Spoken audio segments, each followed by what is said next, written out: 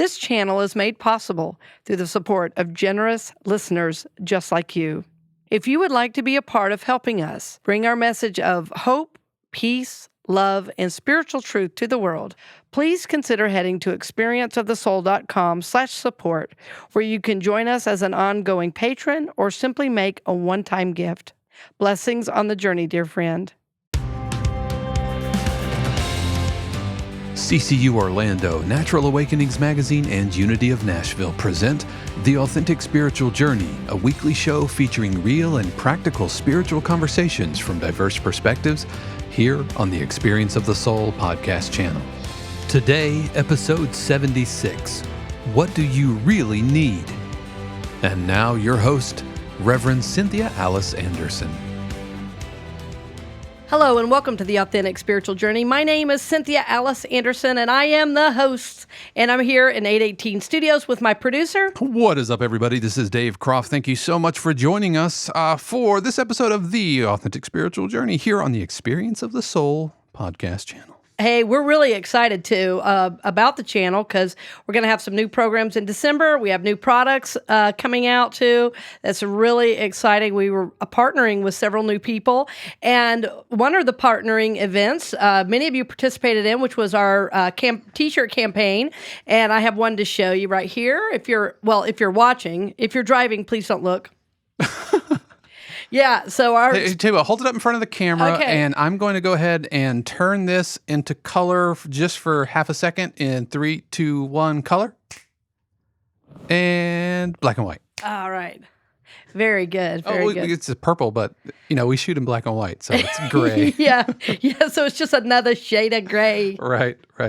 Very good. Well, we're excited about the new logo. I made the decision, too, that on the website, as we're making some changes, that I want to explain the logo a little bit to people, because if you've studied spirituality for a long time, you immediately know what the logo means. And if you haven't, and this is new to you, you don't have a clue what it is. What I think is funny is that my 12-year-old walked in and said, "Oh, you're using the Fibonacci sequence on your logo." Well, to be fair, you have an uncharacteristically really brilliant 12-year-old. You have like a Wesley Crusher type 12-year-old. He's going to be flying a starship at some point. It's something cool like that. He's grown up around spiritual things for sure. I mean, one day I said to him, "Sweetie, I'm sorry. I know you could lead your own women's retreat." I'm just saying the term Fibonacci sequence doesn't normally roll off the tongues of most fifth graders. Yeah, right. Right. Well, so we'll talk about more as time moves forward. And thank you for all of you who participated in the T-shirt campaign. We did sell well over 60 shirts, and that was cool for us because we know every way that you support is an effort on your part, and it means a great deal to us that you think so highly of us, that you are supporting us. Many of you, too, are supporting us with one-time gifts and long-term sponsorships. So, wow. And those of you who are doing that know that you are receiving a gift from us. So thank you so much for all the ways you give. And we want to do a shout out today, especially.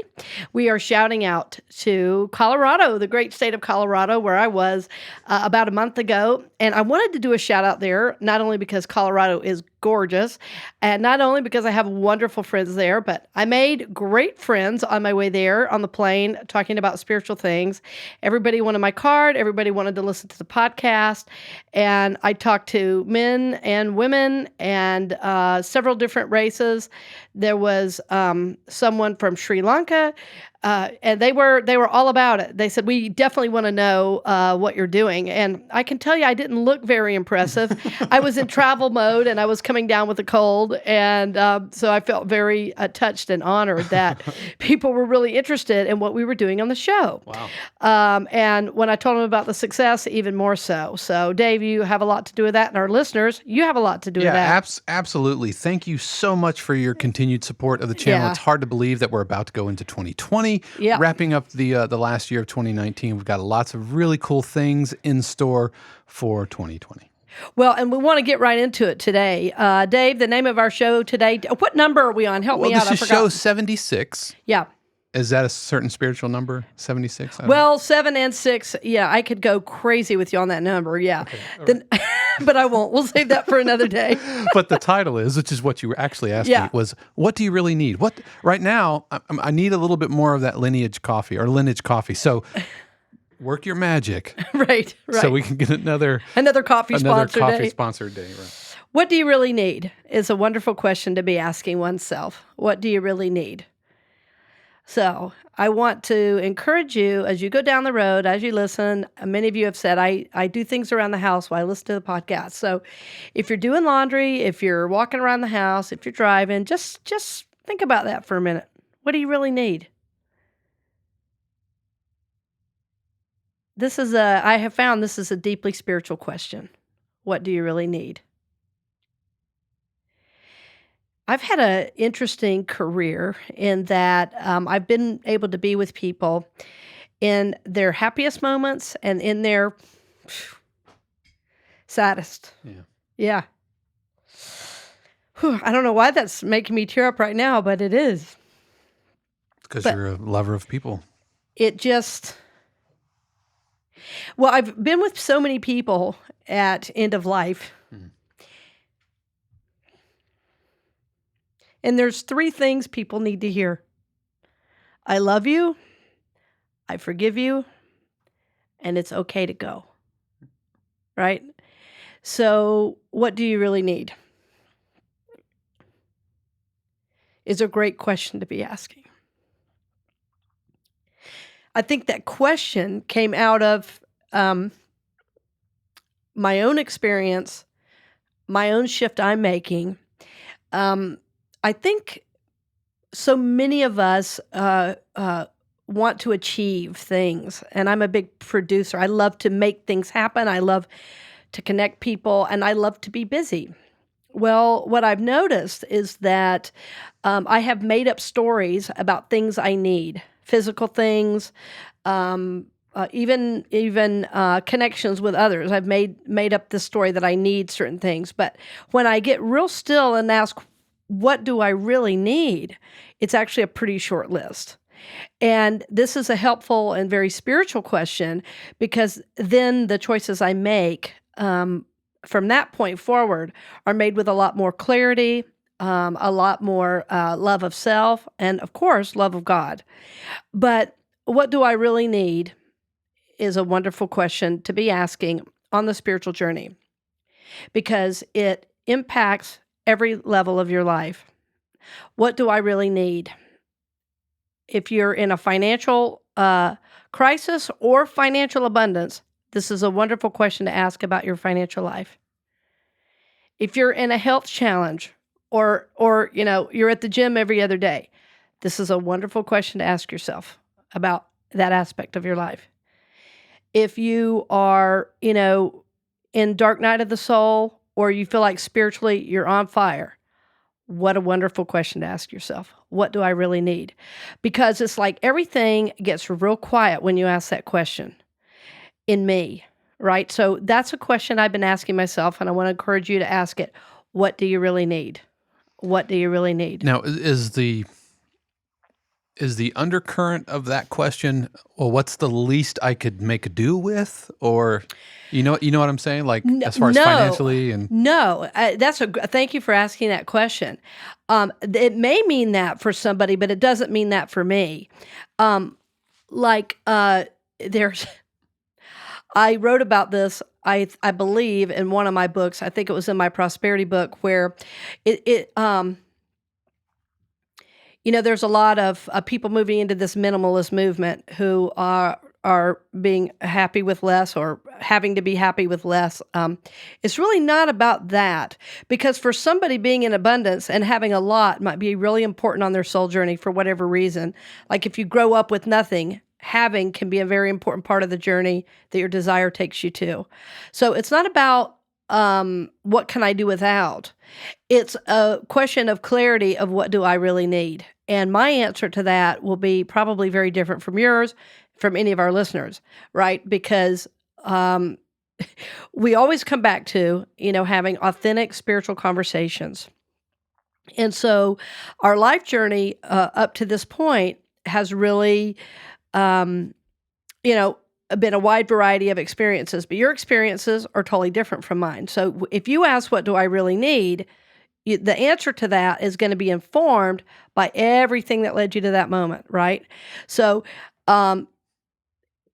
what do I really need for me is a question of clarity. It may be, what do I need to release, as we often say, but it might be, what do I need to add? It may be, what do I need to not do? And what do I need to do, depending on, right, the answer that we get.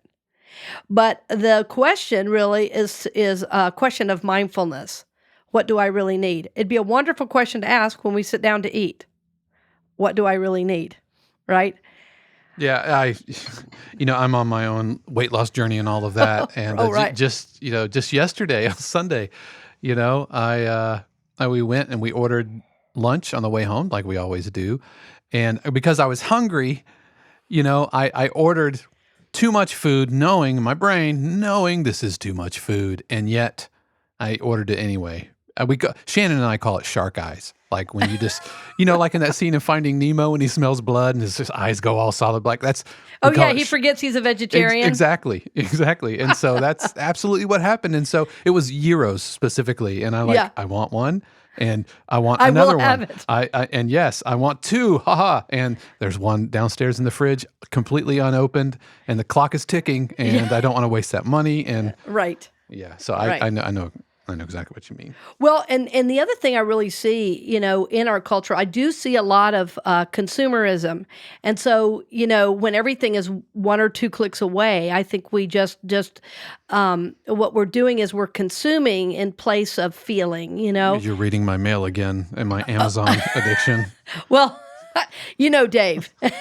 I don't know. No, it's everybody. It's a creative mindset, though. It's like, if only I had this thing, then it would unlock this whole other, like the sample library or this guitar, or we're doing a down home Christmas for church at CCU, right? For Christmas services. Right. And I'm like, do I really need a banjo ukulele? The answer is yes, of course. Always. You always need but now I'm like, what do I really need? Do I really need a banjo ukulele? Well, okay. So let's get with some practice in there, because I keep repeating the question, what do I really need? And what I know is that some of our listeners are super feeling that with me, and some people may be a little confused. Like, so what, I'm just supposed to ask that and wait? And the answer to that is yes.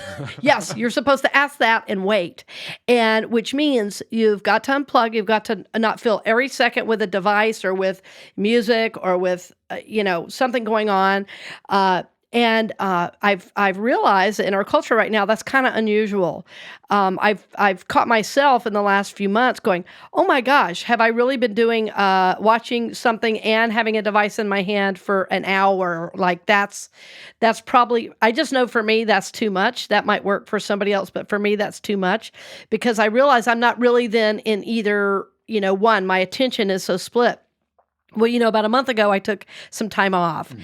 And in the time, I was really, consciously unplugging, leaving stuff at home. And I actually went to stay with some friends, and I thought I was going to stay out in their cabin. And they had this deal where if I stayed in their cabin overnight, they were going to give me $50. I mean, they have that deal for anybody because it's surrounded with bears and stuff. Oh, right. And so I was like, I'm not scared of bears. I'm going to be inside. Well, okay, I got there and it was too cold because it was Colorado Springs, so I didn't realize. Is the cabin unheated? Correct. Oh. Correct. So I was going to really. They pay you $50 to chop firewood. Yeah, that's right. So I was going to really unplug, right, and be in the cabin. They said, well, you can, if it makes you feel better, you can tell people. So I was ready for a little bit more rugged experience. I had total like heat and everything. So anyway. But my my intention was there, so it was really weird for me to take a journal and not be about writing anything. I was really intent on not journaling, because all of our listeners know that listen regularly. I journal every day. That's your jam. That's my jam. Well, I haven't been journaling the whole the whole time I was away. I didn't do any journaling, but what I did do is color and drew, drew whatever just came to my mind. I did it on the airplane a couple times. I did it when I was staying at my friend's home. And plus, I got sick while I was there. So the whole process ended up being really different than I imagined, but was exactly what I needed. So, I kept every morning, I would ask myself, even what do I really need? And getting up in the morning was really interesting. What I ate was very different. I dropped a few pounds because I was really listening to what my body needed. I stayed at a gorgeous home of actually one of our guests who's been on, Denise Rosier and her partner. I was at their home, and wow, everything I needed was provided, and my body, my spirit, like found this new rhythm with unplugging and asking the very simple question, what do I really need?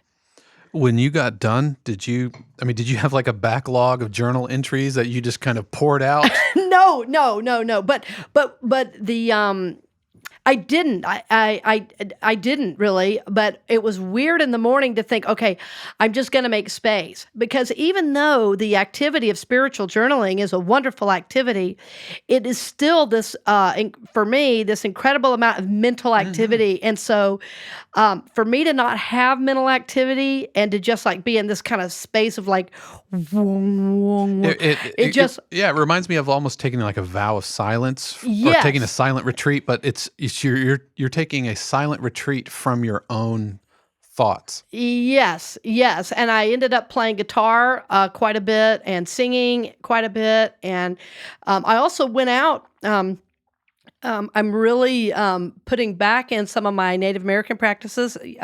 Again, many of our friends and listeners know that's a part of my heritage and a very important part.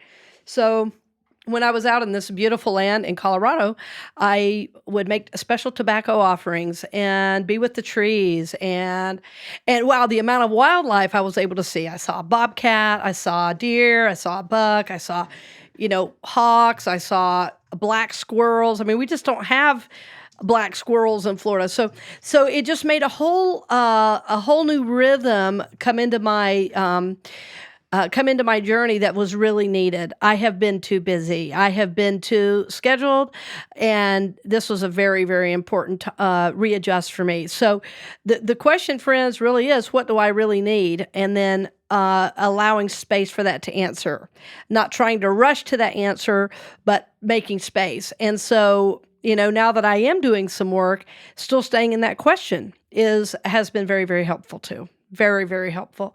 And it's helping me not overschedule. It's helping me really listen to what my soul needs. And it's been a big year for me. I've had some transition.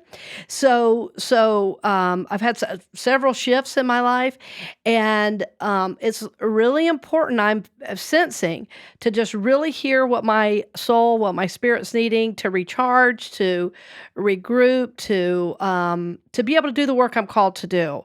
So it sounds simple, but has been for me very profound. When what sorry to keep coming back to Oh, like the that's journal okay. thing. It's flooring me because I know I how know. huge of a part of your daily existence that is. Yeah. What was it that made you that said, "Hey, this is something I need to put aside for a bit"? What was that conversation, that mental conversation, or anything else that you kind of laid down for that time you were away? What did that internal dialogue sound like? Oh, wow, great question. But well, before I even made the decision to go, I thought, what is this time for? This is a time for self-reflection, and I was kind of arguing with myself a bit at the beginning, because it's like, well, you're reflecting every day. You're writing about it, you're doing this, you're moving forward, and I was like, oh, you know, so yeah, I am. I'm writing about it. I'm doing this. I'm moving forward. And so my journaling, even though certainly has a reflective quality because I'm doing my feeling check-in and all of that, so much of it is about moving forward. And so I needed to just be present to myself. So I think when I was thinking about going away, I was thinking, again, I was going to be in this cabin. And I was like, okay, so everything when I was packing, all my like I was going to pack my regular journal, and my intuition came in and said, no, do not And so when spirit in me speaks like that, I've worked with my intuition enough to really know that voice within me. And so I said, okay, you know what? All these practices that I do normally, they've just got to go away. And I thought maybe it was just for the Colorado trip, but it's just for the month. I need to just like completely undo what I've been doing because spirit's trying to present a new way for me. So if I keep holding on to the old, I can't, move into the new. So I did have some resistance to it at first because it's like, oh, I don't take all my pens and all my journals and blah, blah, blah. And it was like, no, nothing. Yeah, it's like checking your email on vacation. Yeah. Kind of defeats the purpose. Yeah. And it was like, no, get some color pencils. And I was like, okay. I felt like I was kind of back in school with like, I was arguing with spirit a little bit about that. I was like, you want me to color? Okay. But it ended up being a very wonderful and profound experience. So the inner dialogue was a little bit of resistance, but it did come through as such an intuitive thing that I felt like I really had I had to follow it. And the other piece that came through is many of you know that have done our Native American fires. We've done some ceremonial fires at the church and things like that. And many of you know we often do tobacco offerings. So one of the things I was definitely guided to take was my tobacco to make special offerings when I was in Colorado to really honor the land, honor the place, and to honor my journey. So that bringing that back in was a powerful ritual because I used to do that every single day. I would do blessings to the all the directions. So bringing that back was really important because there's nothing like that blue Colorado sky and making those special offerings with, being just surrounded by nature and wildlife. So really, really a beautiful experience. But I will admit at the beginning, there was quite a bit of resistance to, releasing that. Well, we'll talk more as we come back. I can't believe we're already at 20 minutes or so of the show. But again, friends, thank you for joining us, and we'll be right back after these messages. We'll return to the program in just a few minutes, but first, we wanted to give a special word of thanks to our podcast partner, CCU Orlando, who has helped make this episode of the Authentic Spiritual Journey possible. CCU Orlando is a welcoming community dedicated to transforming lives, celebrating diversity, and supporting soul growth. CCU Orlando is located at 771 Holden Avenue in Orlando, Florida, with Sunday services at 9 and 11 a.m. You can stream services live online as well as learn more at christchurchunity.net. We'd also like to thank Natural Awakenings Magazine of Central Florida, Greater Orlando. Each month, Natural Awakenings magazines across the country take a practical look at the latest natural approaches to nutrition, fitness, creative expression, personal growth, and sustainable living. Natural Awakenings magazine is a free publication and is available in selected stores, health and education centers, healing centers, public libraries, and wherever free publications are located. You could learn more, including advertising opportunities for your business, by heading over to nacfl.com. And finally, we'd like to extend our special thanks to Unity of Nashville, a sister ministry of CCU Orlando. If you're searching for a like-minded church community and a personal connection that supports your heart and mind in the Central Tennessee area, then join Unity of Nashville at 10 a.m. every Sunday morning at 5125 Franklin Pike. For more information, head over to unityofnashville.org. And now we return you to this week's episode of The Authentic Spiritual Journey with your host, Reverend Cynthia Alice Anderson. Welcome back. We're glad you joined us. I was laughing at myself just a moment ago because I was rushing through the break and then said to Dave, okay, I got to go. Okay, what do I really need? What do you really need? You what need do I really need? to Evidently, take a breath. This message is just for me, friends. I hope you get something from it as well. But the thoughts I've had around this question are varied in their application because here I should say it this way. There's several aspects to what this question will require of you. And one is to surrender your personal will that you know everything. right? And when I say that your personal will, I'm meaning the voice of the ego. So in spirituality, when we speak of ego, we're meaning the personality self, and very often it's our wounded childhood self that's trying to run our adult life. And just think that's probably not a good idea, just when you hear it said that way, to have your wounded child run your inner wounded child run your adult life. So, but many of us run around thinking that's, how life ought to be lived. So we want to surrender that voice to this higher spiritual voice that we very often refer to as the soul. So when we're asking ourselves the very important question, what do I really need? We are very often going to receive first a list from the ego of things we should have. And that's not the question. What do I really need? Remember, that's a deeper question to be asking. So to surrender that ego very often, all we have to do is take a nice deep breath. It's not super complicated. You don't have to have a guru to learn to surrender. You don't have to pay for an app that will help you breathe deeply. But what you have to do is take a moment and breathe and let that intuition come forward for you. But it will require surrendering to the chatter of the surrendering into the soul and having that chatter of the mind, quiet down. And the best way I know to do that is simply to breathe very deeply, uh, even deeper than your diaphragm. Just really, really deep breathing, and the breath almost goes into first and second chakras. A very deep breath. A breath of releasing, and then the soul voice can come forward for you. It may sound complicated. It's very simple. So surrender is a very important part of this question. And honestly, unless you're pretty serious on the spiritual journey, you may not be ready for this question. What do I really need? Because it requires surrender, yes. It also requires trust that the universe loves us. It requires trust that the universe loves us. Because when we surrender our ego, it means we believe something bigger is going on. We mean something more high and spiritual is informing us right now. So trusting that what you receive in the silence of your own soul is very, very important. What I want to say about that is it cannot be Googled.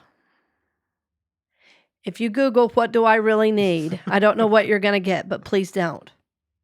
I don't want you to look for a book about it. I don't want you to look for a workshop about it. I don't want you to look on Facebook for what are people saying about what you really need. I want you to listen to you. What do I really need? And all the answers are there. But trust is a requirement of this process. So first is surrendering to the soul of you, meaning the personality of you becomes quiet, the chatter of the mind slows down, you're taking a deep breath, and then you're trusting that answer you receive. Now, people always ask the question, how do I know if the answer I'm getting is from my soul and not my ego? Well, one of the clear ways to know is it good for you? Not do I like it? But is it good for me? Because very often, when we're asking very serious question of spirit, we are going to be guided in a real specific direction. And very often, the personality doesn't even know what to do with the answer. We're like, what? So, but if it's good for you, you can say, oh, yeah, I do need to do that. Or, oh, yeah, I do need to start that. Or, So, is it good for you? Is one clear way to know, is it from the soul? Because if it's good for you, you can't make a mistake. You can't make a mistake. So it's not, do I want it? And will it make me happy? Is it good for me? And then ultimately, you have this overwhelming sense in your soul when it's good for you. It's like a smile comes to your face without you having to force it. This sense of knowing, this sense of well-being, this sense of yes. And this recording I did years ago in talking about purpose, we talked about what's the difference between your yeah and your yes, So feeling that sense of yes will be a very good indicator. And again, what I've seen over and over in the last few years is people are so busy Googling everything, they're not listening to the inner voice, and the inner voice has everything we need. Yes, there might be further research you need to do, that's fine, but the answers for our lives are not found in other places. They're found within ourselves. And I just trust the voice of God in each of you to really know what's yours to do, when and how to do it, because God is speaking in and through your very own soul. I trust that. So, and I was thinking back to a show too we did a few weeks ago where I shared that dream I had about walking on that liquid golden light, and I was saying, that's about trusting the universe, that every step is going to be guided. Well, I want to encourage you to do that here. This was just another deeper level of that same trust. So it will take practice. It will take a discipline on your part to surrender that mind to the soul, to breathe, and then to trust the voice of Spirit, for what's yours to do. And then, of course, once you do all of those things, guess what, friends? You have to act. Oops. Yeah, you have to act on it. So if we were in church, I would say, raise your hand right now if you ever knew what was yours to do and didn't do it. I'm raising my hand off camera. I know. We have guests in the studio. I don't know if they are as well. But bless you on the journey, friends. We all have. So we've all heard the voice of Spirit, not don't, we're guided to do. Well, what I've learned, if I don't do what I'm guided to do, boy, things happen that I would really prefer not to happen. Yeah, things start going sideways. Can I have an amen? Amen. Amen. Well, that goes back to you kind of arguing with yourself about like the journaling, like, hey, Yeah. this is something that I love doing. That's a part of my everyday. And you're saying I shouldn't do it, but I really like it and I want to do it. Well, yes. And, something I didn't remember till just now, as you said that, was I had this big way I was punishing myself for not journaling, because I was like, I teach people to do this every day. How can I not do it every day? So that's what was coming into my mind. I teach people to do this every day. Yes, I do. But if somebody said to me, wow, I really need a break, I'd be like, yes, take it. Right? Yeah. So whose permission are you looking Whose for? permission am I looking for? Exactly. There's like some big scoreboard in the sky that says, you taught people how to do this. If you don't do it, you're a big fake or something. Or that it disqualifies you from teaching people to do that. Like suddenly yes, right. So, but that was great because I could see all my egoic madness, and so that's the whole reason we're asking this question, is to stop all that. So there will be moments definitely of clarity when you ask this question, what do I really need? Boy, some clarity will come, and you'll get to see the ego madness. And mostly we laugh at it. Sometimes we're sad when we see it. I just said to a friend today that I was talking to a very wise friend, and I said, I don't know, there's something about turning 50. I am viewing my life so differently, and I'm looking back on times where I was like, I've often said in messages, oh my God, my 20s, were really embarrassing. Well, now I look back and like, oh, you sweet poor thing, you just didn't know, I didn't know what I didn't know. And so perspective has changed. So there's grace for you in the midst of all this. Yeah. Yeah, that's like feeling like you've disqualified yourself. It's like if you see your personal trainer in line with you at Dairy Queen, you're like, hey, what are you doing? I know why here? I'm in line. Why are you in line? What are you doing here? Exactly. Because they're people and they have their own thing. And yeah. Maybe the universe said you needed concrete.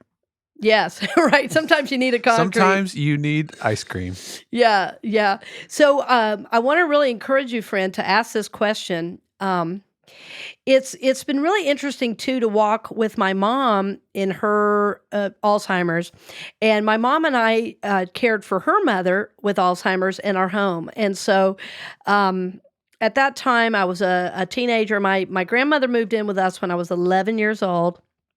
And died when I was, I guess I was 19. So I was the primary helper for my mom. My dad was around, but he had some serious physical issues, as well as being a pretty active alcoholic. I was going to say a pretty good alcoholic. and I love my dad dearly, but Yeah, we've talked about that on the show. Yeah, I love my dad dearly, but he was in so much pain, and that was his way of self-medicating and and coping. But it's real interesting when you have something about a large family, though. There's a lot of life situations one has to deal with at a very early age. I lost somebody, my nephew, who I care deeply about, when I was 13. I lost family members, to death, and so one of the things we were really taught very early on is, okay, what's important? And I think the question that I'm asking, what do I really need, is what's really important is really the question. And so, when you're caring for a loved one who's in a situation like that, you don't do a lot of extra things. You have to just focus on the biggest need at the moment. So, even though that was a difficult life circumstance, it certainly taught me many, many things. One of the things is to not only to care for those in your family, but to really learn to focus on what matters most, at the time. And what mattered most was not my teenage years. What mattered most was taking care of, somebody I love very dearly. So I think the question we are asking, really, when we say, what do I really need, or what do I need, is what matters most, right now. So lesson learned for me. What I believe about you on the journey is that you have everything you need to make the right choices for your life. And I am saddened a little bit how I look out at culture and looking at myself and my some of my decisions, how I've given my power away to others. And what I love about this question is that it brings the power right back to you. We are really ultimately in the driver's seat of co-creating our life. Now, as I say that, I always want to, give a caveat to this, that life happens. We don't order up every single thing that happens in our lives, but what we can do is make positive changes based on our internal guidance, based on what life sends us. So yes, we are powerful co-creators. And so we're learning now to say, what do I really need? What matters most in this moment? And then doing those practices that center us in. Again, we want to review those because it's new for many of us. If we say to ourselves, what do I really need? We wait. And I'm going to do that right now. What do I really need?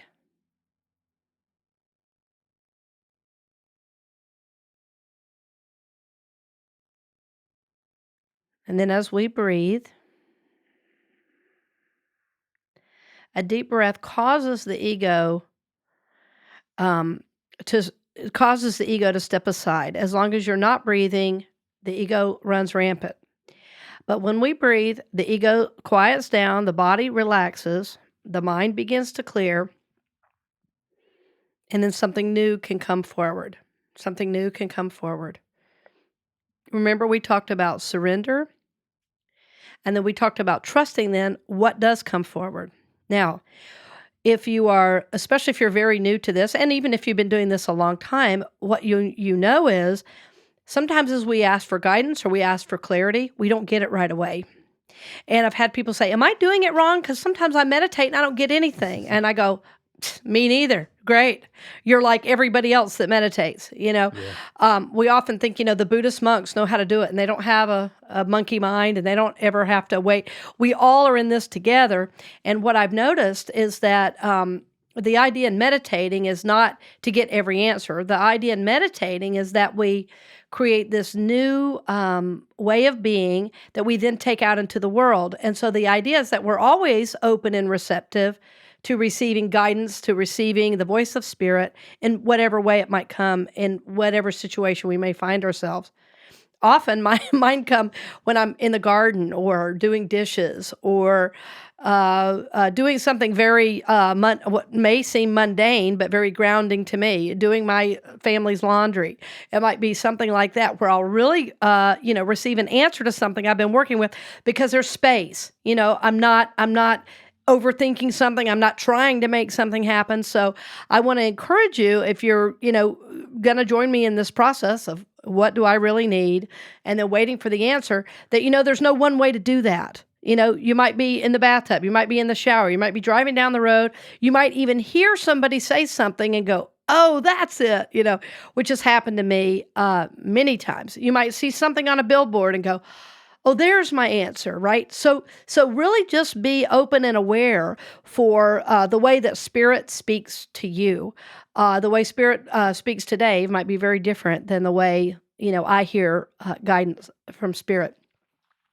Somebody asked Mother Teresa one time how she knew, she was hearing God's voice, and she answered, and they said, well, how do you know, does God only speak in your language? And she said, well, God speaks in whatever language, we need, right? So that's how I always like to think about us receiving divine guidance, inner awareness, is that for Dave, it might be very different than it is for me, but God knows just what I need to hear. Yeah. God knows just how I need to receive, that message. It could very well be in a song lyric. It could be, again, a voice of a friend. It could be in one of your recovery meetings, as so many of our listeners are in recovery. So, friends, be open to how you're going to hear the voice of Spirit. I just want to encourage you to not be dissuaded by, oh, I didn't hear a voice. Most of us don't. Yeah. You may have an inner sense. You may have an inner knowing. You may, again, hear it in many different ways. So just honor that. But it is important, friend, that you do really release this egoic need to know what's next all the time, and release some of that so you can move into what do I really need, and move down into the soul, and then trusting the answer that you receive. And again, most importantly, once you do receive that answer, whatever way it comes, really seek wisdom and guidance for then how to move forward. Because sometimes I've noticed when we receive an idea or an inner guidance, we move forward and the ego instantly attaches an outcome that we want to think we know what's going to happen next. And very often we don't. So the trusting is the surrendering, the breathing, and the trusting happens over and over and over in this process in many levels. The first aspect is receiving the voice of Spirit, but then when we move forward to act, we have to continually surrender, continually breathe, and then trust again as we prepare to move forward. So again, we always want to put the caveat that we know when it is the voice of Spirit, it's good for us and good for everyone. If we're hearing voices about doing things to hurt others, that's not the voice of Spirit. Right. That's right. To hurt ourselves, that's not the voice of Spirit. So we just really are very clear that when it's the voice of Spirit, it's good for us. It moves us forward on the journey, and really helps us be more of who we were designed to be. So I want to really encourage you on the journey, friend, to be with us in that, to really dig deep in your own soul, because I know that God wants to do amazing things in and through you. And I just trust you. I trust your journey to know, if you are guided to this show, what I know is that you connect with these teachings, that you're already loving, you're already forgiving, you're already doing the work of your soul, you are already seeking to live from this higher place in your life. So I just encourage you on the journey to know that we are with you, we are praying with you and for you, and we are here as your resource. So we thank you for joining us today, and as always, many, many blessings, dear friend, and we will see you next week. We hope you've enjoyed this episode of The Authentic Spiritual Journey, presented by CCU Orlando, Natural Awakenings Magazine, and Unity of Nashville.